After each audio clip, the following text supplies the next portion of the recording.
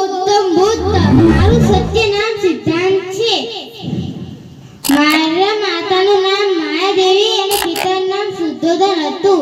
મારા જન્મના થોડાક જ દિવસો પશ્ચાત મારી માતા માયાદેવી મૃત્યુ પામી. ત્યારબાદ એક સ્ત્રી ગૌતમી નામની સ્ત્રીએ મારું પાલન પોષણ તેમના જ એક પુત્રના જેમ કર્યું. તેથી મારું નામ ગૌતમ બુદ્ધ પડ્યું. ગૌતમ બુદ્ધનો અર્થ થાય છે જાગૃત અથવા જ્ઞાની. મને નાનપણથી જ્ઞાન અને સામાજિક બાબતો વિશે વાતચીત કરવી ખૂબ ગમતી.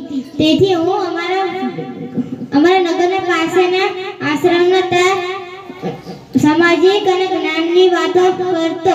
તેથી મારા માતા પિતાને ખૂબ ભય લાગતો કે મારો પુત્ર કોઈ સાધુ સંત ન બની જાય. તેથી તે મારા થોડીક આયુમાં મારા લગ્ન કરાવી નાખ્યા. મારે પુત્ર હતો, તેનું નામ રાહુલ હતું.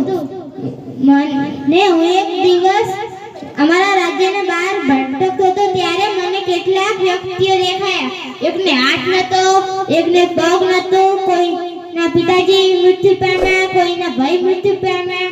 મેં આ બધું જોઈને મારા મનમાં એક વિચાર આવ્યો કે સંસાર આટલો દુઃખથી ભરેલો છે, મને આવા સંસારમાં રહેવું જ નથી. મેં બે મહિના લગી આ વાત મગજમાં રાખી. ત્યારબાદ મેં મારી 30 વર્ષની આયુમાં ગૃહત્યાગ કર્યું. મારા ઘોડા પંથક અને મારા મહામંત્રીના સાથે અમારા રાજ્યના નજીકમાં વહેતી નદીના કિનારે. ત્યારબાદ મેં આજે મારા વાળ છે એ મારા વાળ નથી. મેં મારું શરીર પણ ત્યાગી દીધું, પણ શરીરની આત્મા હજી ત્યાં જ છે. પણ મેં સંયમના માર્ગે જવા પહેલા મારા વાળ કાપી નાખ્યા. આ વાળ નથી, આ 108 ભોગા છે. મારા 5 મિત્રો મનવાના પહેલાથી જ તેઓ હું તપસ્યા કરતો ત્યારે મારા માથા પર એક ભોગો આવીને બેઠી ગયો. તેના મનમાં એક વિચાર આવ્યો કે આ ભાઈ આટલી ગરમીમાં આવી રીતે તપસ્યા કરે છે, આને ગરમી નહીં લાગતી હોય. તેથી તેઓએ મારા માથા ઉપર વાળનું કામ કર્યું. તેથી આ કોઈ વાળ નથી, આ 108 ભોગા છે. મેં મારા 5 મિત્રો સાથે તપસ્યા કરવાનું શરૂ કર્યું. ત્યારબાદ પણ મને શાંતિ ન મળી. તેથી મેં તેમનો સાથ છોડી અને બીજા જગ્યાએ પીપળાના વૃક્ષ નીચે વૈશાખી પૂર્ણિમાના દિવસે મને બધો જ જ્ઞાન મળી ગયો. ત્યારબાદ મને સૌ લોકો ગૌતમ બુદ્ધ તરીકે ઓળખે છે. મેં કેટલાક નગરોમાં ગયો, કેટલાક વ્યક્તિઓને મળ્યો.